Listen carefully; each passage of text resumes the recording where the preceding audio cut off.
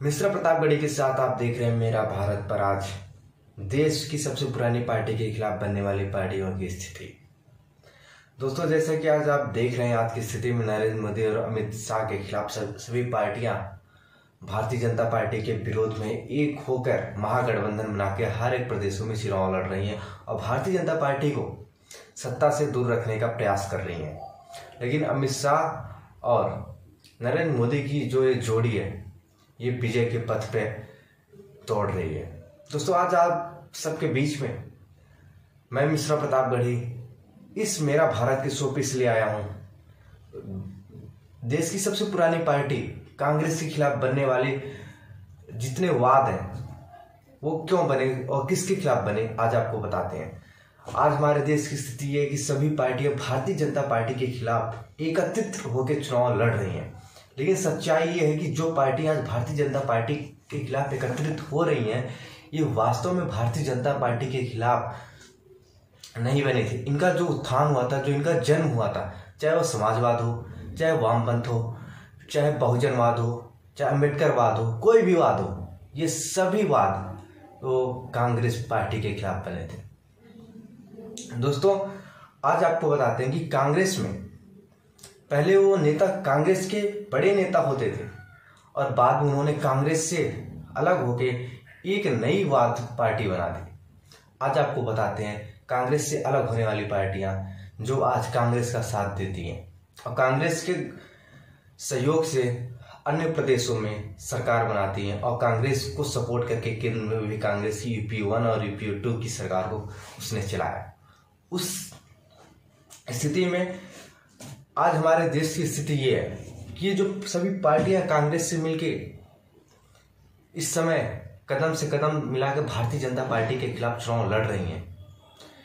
इन पार्टियों का उत्थान कांग्रेस के विरोध में हुआ था और कांग्रेस के विरोध में हुआ था और जो इनके मुखिया, जो इनके संस्थापक हैं, जो इनके संस्थापक थे और जो इस समय इनके मुखिया वर्तमान में हैं, इनका जो प्रेम है कांग्रेस से, जो वर्तमान में इनके मुखिया हैं, वो जग जाहिर है। चाहे अखिलेश यादव, चाहे शरद कुमार हो, बहुत सारे नेता आपको मैं गिना सकता हूं। आइए आपको बताते हैं। देखिए, अम्बेडकरवाद का उत्थान हुआ कांग्रेस के खिलाफ। अब आप सुनते रहिएगा, कांग्रेस के खिलाफ जन्म लेने वाली पार्टी और आज भारतीय जनता पार्टी से लड़ रही है। किस लिए? सत्ता के लिए।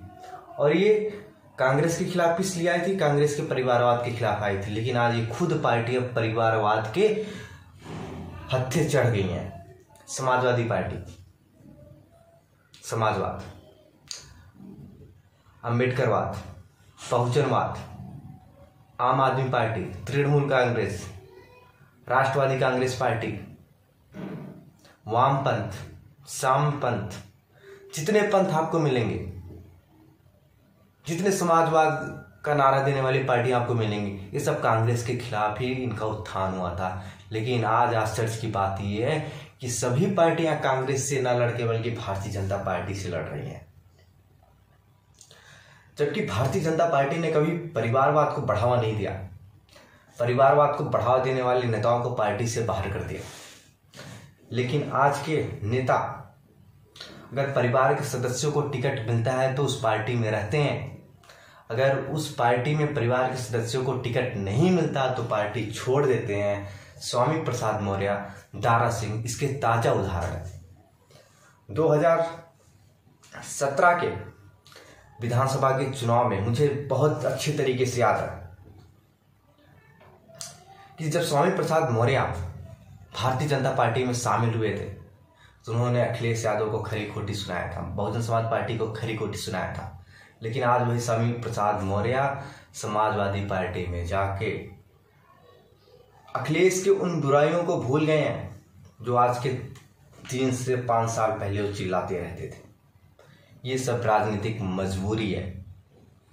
जब आप क्षेत्र के जनता के बीच में अच्छा काम करोगे, क्षेत्र की जनता का जो फीडबैक है ऊपर तक सोशल मीडिया के माध्यम से, तमाम लोगों के माध्यम से केंद्रीय नेतृत्व तक पहुंचाती ही रहती है। लेकिन जब आप क्षेत्र की जनता के बीच में जाओगे नहीं, अपने मंत्री पद का रुतबा रखोगे, तो क्षेत्र की जनता आपका फीडबैक सही नहीं भेजेगी। और यही हाल हुआ स्वामी प्रसाद मौर्य और दारा सिंह चौहान जैसे, जो इस टाइम भारतीय जनता पार्टी की सरकार को छोड़कर जा रहे दूसरे पार्टियों में, लेकिन भारतीय जनता पार्टी का ये मास्टर स्ट्रोक इतना सही साबित हुआ कि समाजवादी पार्टी के परखच्चे उड़ गए।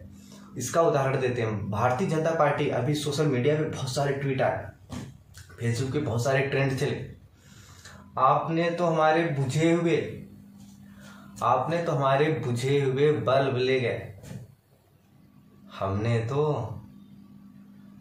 पूरी ट्यूबलाइट हिला दी। मतलब आप समझिए कि आप हमारे स्वामी प्रसाद मौर्य को ले गए, दारा सिंह चौहान को ले गए, महेंद्र वर्मा को ले गए, तमाम छोटे मोटे विधायकों को ले गए, लेकिन हमने तो आपके परिवार की ही जड़ें हिला दी। अब ये चुनाव, उत्तर प्रदेश का जो चुनाव है, ये देवरानी बनाम जेठानी भी हो जाएगा आने वाले समय में, ऐसा कहता है। तो आप देख रहे थे मिश्रा प्रताप घड़ी के साथ ये छोटा सा जमघट। तो आप हमारे चैनल को सब्सक्राइब करना ना भूलिएगा। मैं मिश्रा प्रताप घड़ी, मेरा